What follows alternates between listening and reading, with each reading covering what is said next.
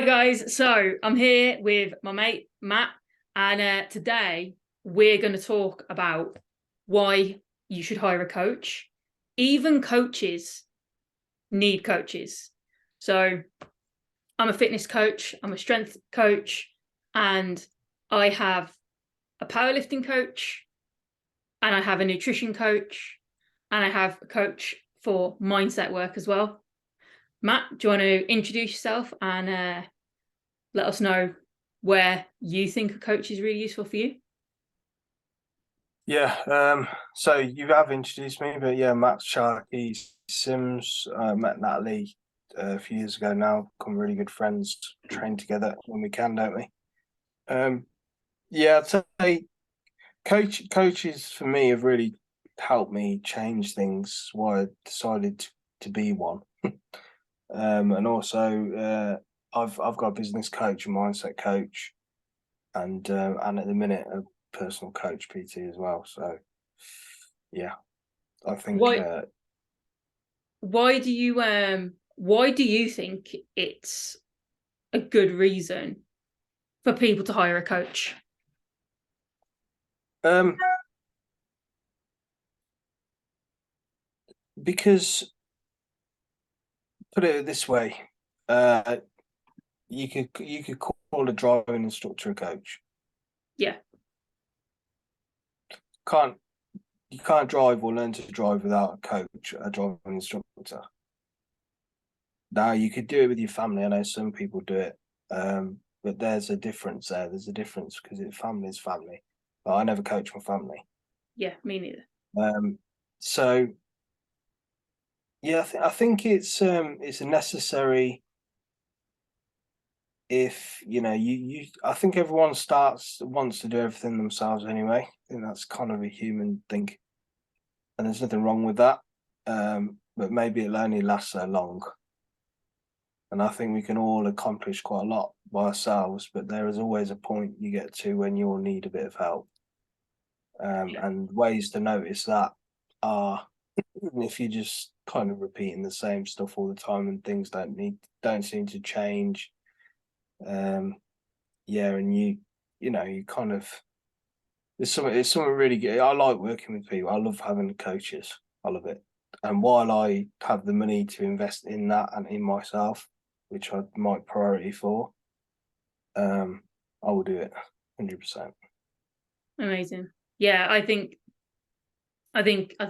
you're right, hit the nail on the head there, mate. So if for me, I get to a point, because I'm one of these people where I'm like, right, I don't necessarily know that I can do it myself, but I know that I can get myself so far with most things. Not with everything, but with most things. So I'm one of these people where I'm like, right, I'm going to get myself so far and I'm going to see how it goes. Um, and then I get to a point where I feel stuck. I feel like I'm taking action, but there's no change occurring. So I feel stuck, even though I'm being proactive. Mm. And that's the point where I go, now I need a coach. Yeah. Okay, yeah. So what I've just heard then from what I think I've just heard you say is, we think we're going in the right direction, but in reality, there's a lot of things that are hidden from us that we won't even be aware of or Yeah, may not even consider. Because, like for me, like me and you train together, and sometimes you'll say stuff to me, and I'm like, I've never even thought of that before. yeah, And it might be something really simple. And, I mean, you might have a training partner, but it's not the same if someone a coach is doing what they're doing, like mindset. I may mindset coach people, but I need a mindset coach more than any of my other coaches, in my opinion, because not only does it keep me, but when I say mindset coach, you could call it a counselor, you could call it a lot of things, the way my coach works. But I would say she helps me get out my own way. And if you are in your own way, you will be doing everything yourself. You will think you're doing the right thing, or you tell yourself stories and convince yourself that you're doing everything you need to do. And then, in however long it takes to have a first kind of wake up call of like, oh, actually nothing's changed. Then, that could be quite scary as well, actually, at Yeah. times. If you've Yeah, I been, think if so. you've been, yeah, it can be quite scary. And being able to ask for someone's support, assistance, guidance, whatever it is they're providing, I think it's really important. Yeah, I think you've probably got two areas where sometimes just getting started and getting off the starting blocks can be the scary bit. Mm. And then potentially for other people, that's not the scary bit. Taking that first step's fine. But then it's asking for help at the point where they know or they realize that they need it. And they're like, right, now it's the scary bit. Now it's the fear bit of, well, I thought I knew what I was doing or thought I was doing all right. Now I've got to ask for help. Or maybe even more commonly or more commonly known about is, right, what I'm doing is not working, or I've taken myself as far as I can. Now I know I've got to invest in help. And it's the fear of that financial commitment, but also the accountability that someone is actually going to challenge you. A good coach is going to challenge you and go, so why didn't you do that? Why didn't you turn up to that workout? Why did you go out drinking in the week when you said you were going to limit yourself to a weekend? I think that's another area of fear, maybe. Yeah, maybe. I think people like to hide from themselves, and Yeah. that would be a symptom of that. Hiding from self would be not to be honest with your PT, your coach, or whatever. And if anyone, the money thing is valid Yep. because we all have egos, we all have circumstances, we all have things that we need money for. Mm-hmm. We also find money for what we don't need. Yep. All the time. Actually, part of us do need it, like takeaways and going out, drinking, and it's like buying clothes, buying, whatever it is. It doesn't really, they're all the same because it's the habit, isn't it? Yeah, for sure. So the habit is supporting something. And if your habit is repeating and you think actually it might be time for me to even look at this habit because I've tried to change it and I haven't changed it. So maybe someone else can help me change it or look at it first and then change it. Yeah. That would be, yeah, Yeah. that's, if that makes sense, that's what I think, you, the harder you shame a habit, the harder it is to give it up. Yeah, definitely. And I think when it comes to doing something for ourselves, training ourselves and eating well, having not just having somebody with more knowledge than you've got, because we can probably find anything and everything to do with fitness and food for free, right? Mm, But if we can, then why is it a, I don't know, $1 billion industry or whatever they call it, right? Because we can find it out for ourselves. In theory, we can implement it ourselves and we can action it ourselves, but we don't.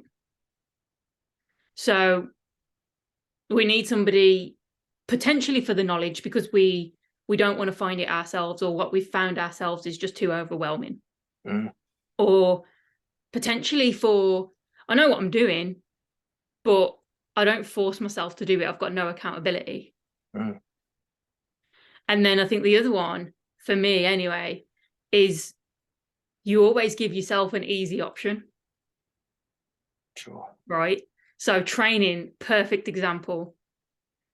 If I'm going to train myself, I'm not going to plan in exercises that are good for me, but that I don't enjoy, that I don't like, or that I find really difficult.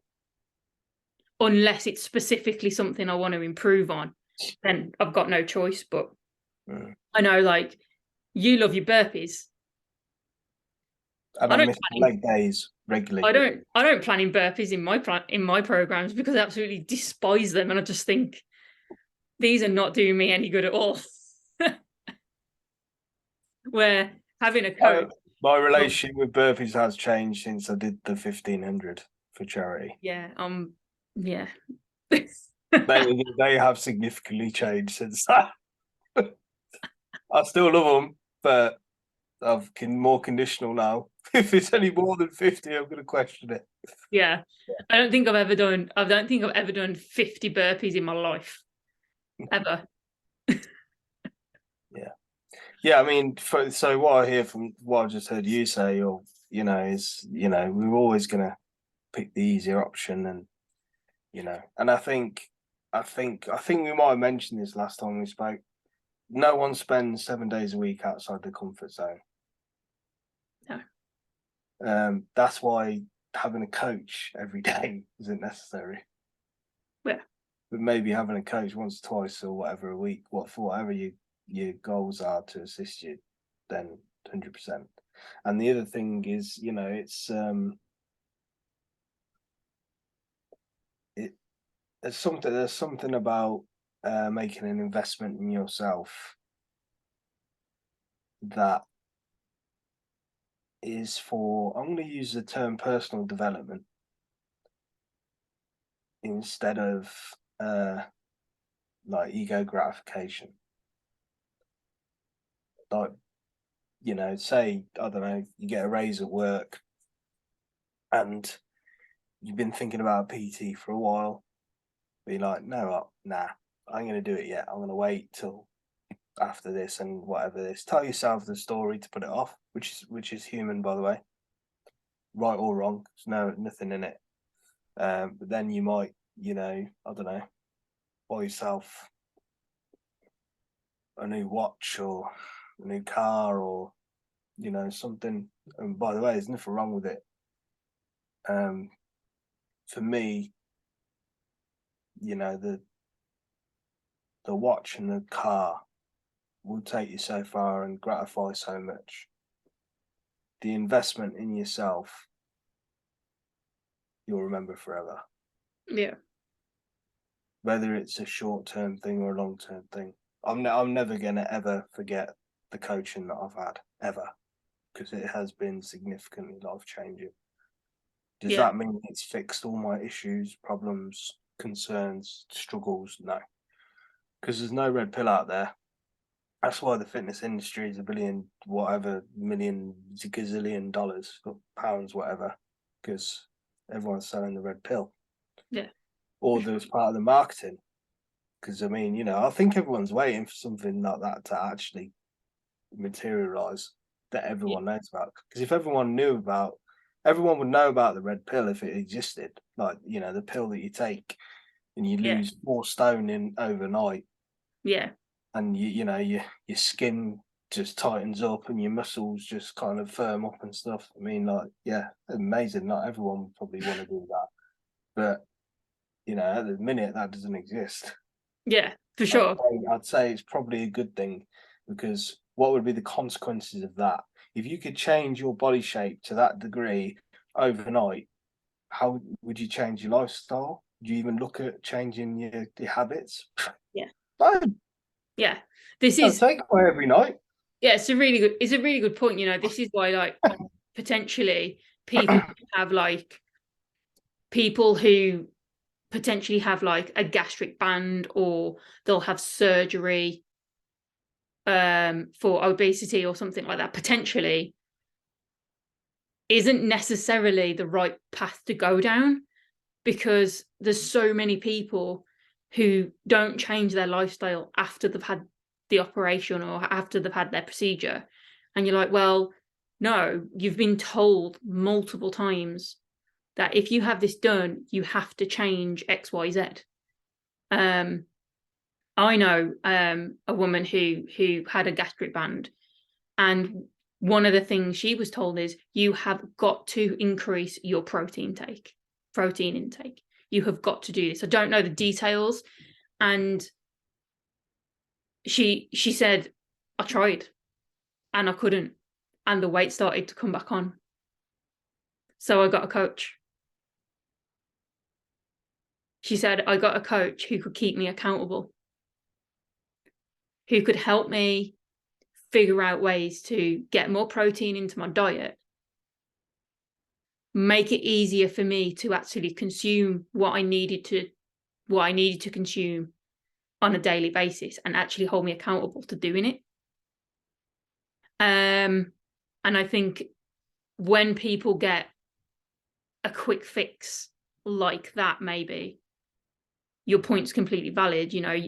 Where you see people who have worked for months and years, and you're just like, amazing, absolutely amazing.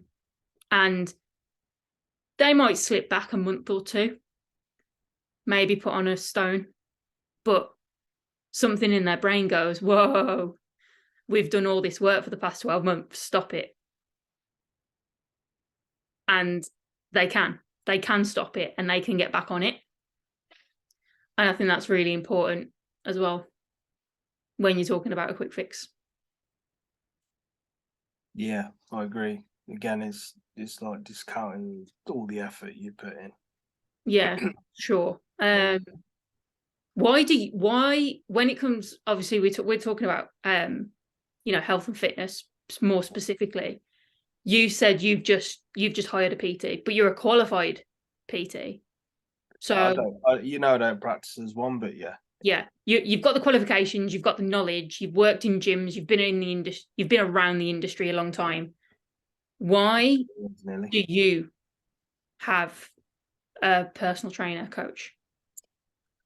Yeah. So I wanted to obviously, because I try and do CrossFit. There's just so many holes in the CrossFit game, and there's so many things I want to be better at. It's not even. It's bizarre. I never thought I'd care about doing a handstand, but now I do. I Yeah, never thought I'd care about doing a snatch, but now I do. yeah, I never thought I'd care about doing a ring muscle up. Now I do. yeah, Like all these things, I'm like, I really want to do one. So for me, yeah, it's just it works for my lifestyle right now. I didn't just decide to make all these changes and not think about it. So I said to you before, I've made a reasonably sizable investment in my fitness for the next 3 months at least. And I'm fine with that because I'm very clear on what I want to get out of it. And the only thing that you know, the only thing that I need to do to get my money's worth is turn up and do what I'm asked to do. That's it. yeah, I'll just go gym, which ain't a problem for me. The other thing, the PT and the doing the yoga and the mobility stuff and that kind of thing. I have every faith that is going to make my CrossFit even better and my body even better.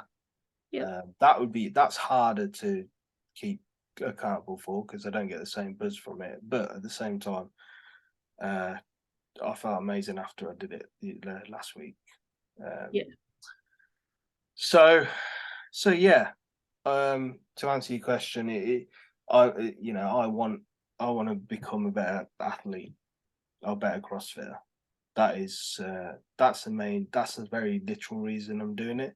The why is to help me re-engage my fitness because since I started that job last year, I've had a more. I've just done it less, and I've yeah, missed it. I think.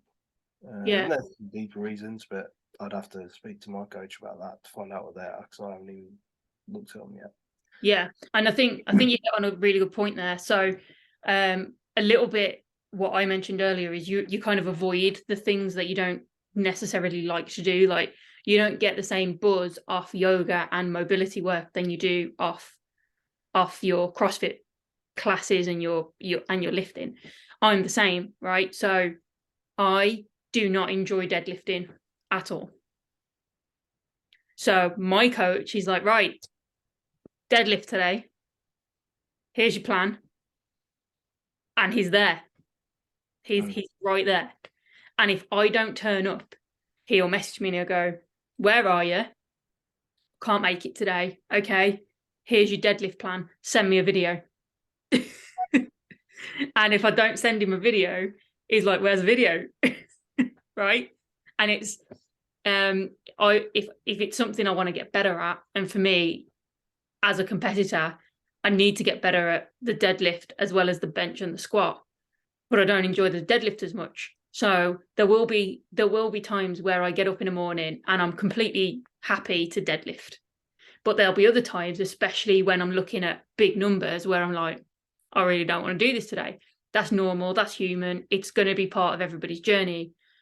But to have somebody on the other end of the phone to go, come on, let's go, is brilliant, you know. And there's a lot of people who avoid the gentler work, like the stretching and the mobility side, because they don't get that mental buzz off it like they do sweating or getting out of breath or adding weights to whatever it is that they're doing. But for me, I actually really enjoy it. It's kind of like a form of therapy and meditation for me, doing that side of it.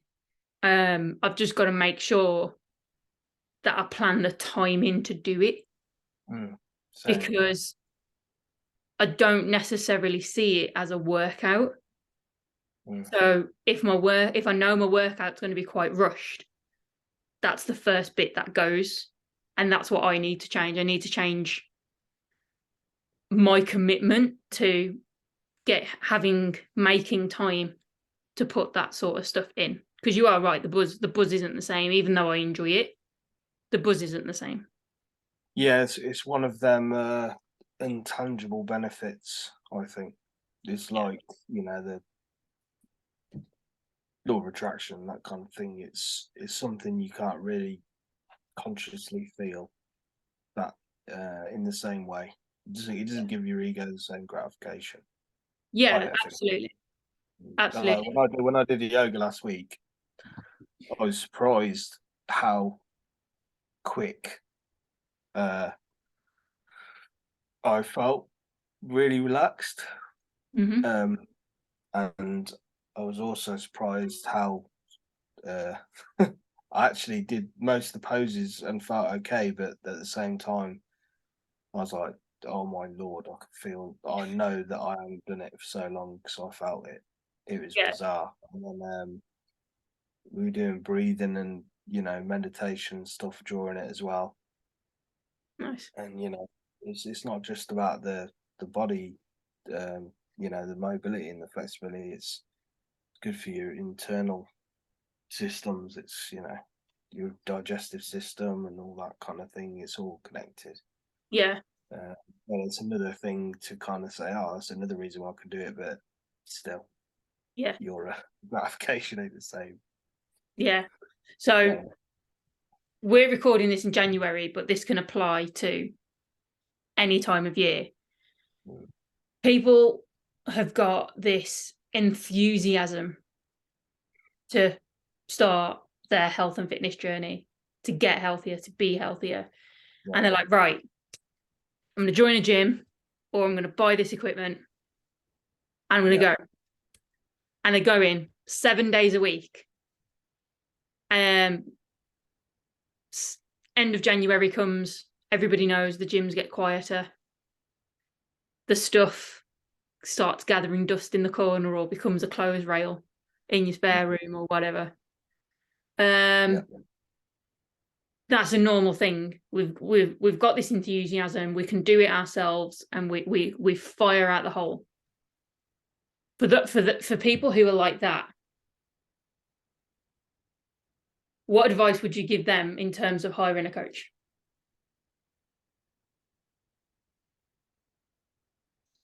Mm.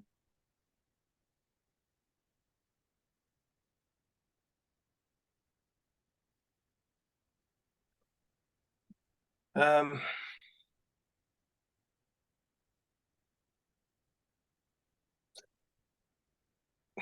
in terms of hiring a coach, for in that example you gave, the first thing a coach could would possibly do is help you ground your actions, your behaviors, and your decisions. Because going, if you go in the gym every day and then you burn out, it's like, well, yeah, of course you're going to be burnt out.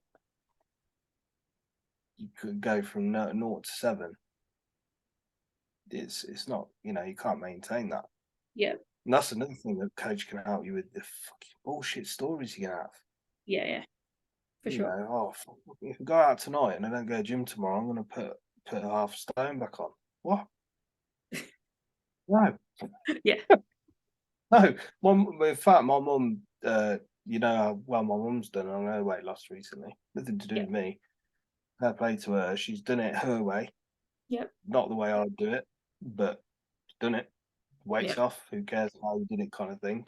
Healthily, in my opinion, as well. Yep. 5 stone she's lost Wow. since last February. Over Christmas, she's like, I'm going to enjoy it. I'm not going to worry about eating or drinking or whatever. She weighed herself for the first time this Saturday just gone, Mm-hmm. and she'd put on no weight. Just maintained. Yeah. And I was like, that's amazing. Yeah. You come into the holidays, you can expect a little bit of an increase, or you expect whatever, and you're ready for it. I.e., so you're a bit kinder to yourself about the outcome if that's what happens. Yeah. But then you could also just start a ritual of eating shit and just not thinking about what you're eating that consciously, and going to the gym and doing whatever, but not going that regularly, or going irregularly and inconsistent, consistent, back and forth, yo. Then in 3 months, when you're like, oh, I feel like I look all right, but I must have put on a bit of weight, you jump on and you're like, holy shit, what the fuck has happened to my body? Yeah. So I think a coach would help you. Say you wouldn't set yourself up.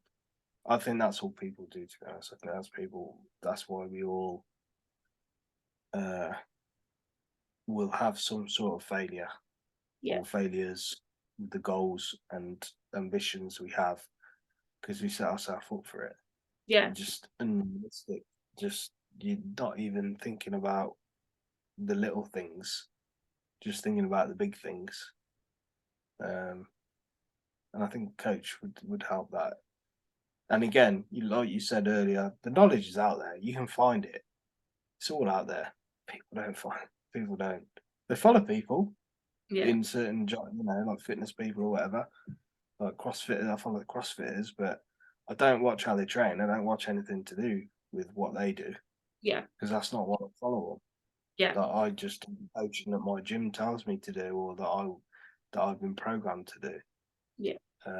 If I did invest in a program, I'd probably have a go at Matt Fraser's one that he's created, because I love Matt Fraser. But Yeah. that's just personal choice and association with him. So Yeah, for sure. I for me, I think like coming out the gate hot like that is quite a normal thing for people to do.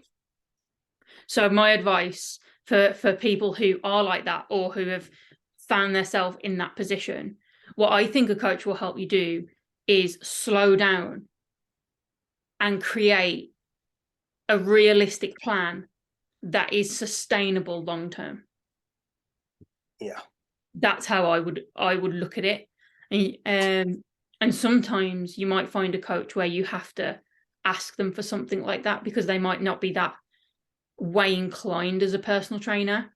But for me, I would always start with, right, 7 days a week, it's not realistic, it's not sustainable, and your body needs to rest. Rest is such an important part of the journey for us when we're working out.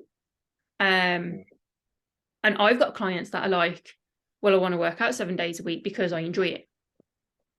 It's not that intense, so I can get away with it. I'm like, right, if we slow you down just a little bit, see how much more you can put into it then, and see how much more your body responds to certain things. And some people don't even realize until they've made that change that they were feeling a certain way. But I think one of the most important things for people getting started is realizing that they don't have to go all in straight away. Or maybe they need to create a new all in, and what that means with the coach. Yeah, because all in would still be every other day, or 3 days a week, or 4 days a week. Yeah, you know, absolutely. But I think a coach will help them create something that's realistic and then sustainable. Yeah. And then obviously you've got your other benefits of having a coach, like the way that you move with certain form, certain technique, certain exercises. You might feel fantastic, you might feel really good with it, but having somebody watch you might go, did you realize that this shoulder is lower than this shoulder? Did you realize that when you're squatting, you've got one foot very slightly in front of the other one? Did you realize that you're rounding your back when you're doing this? And you're like, no, I didn't realize that at all. And then you think about it because you've slowed down, and you're like, oh, maybe this is why my hip's hurting. Maybe this is why I'm struggling with this. Maybe this is why I feel really tight in this area. And that's not something you'll naturally kind of link together yourself, I don't think. And I think that's where another really powerful piece of a coach for a beginner or not can come into it, like when we train together. Yeah. Awesome. Right, mate. We're both busy, so any final words? I don't think so, mate. Everyone keep following Natalie's channel, like I will. I'm just gonna tag mine if you want to check that out. But otherwise, have a good New Year, and don't be shy about reaching out. Yeah, and also you don't need to assume that I'm going to charge you for the words that I say. It's not like that. If you just need something, you can always ask questions. Nothing wrong with that. Yeah, I think this is where me and Matt kind of have a very similar coaching style. You know, if you've got a question, ask. If we can help you, we will. And if we can't, we'll be honest about it. And that's not going to cost you a penny. So, yeah, if you like this, please like and subscribe and check out the rest of the content. Thanks, guys. Bye.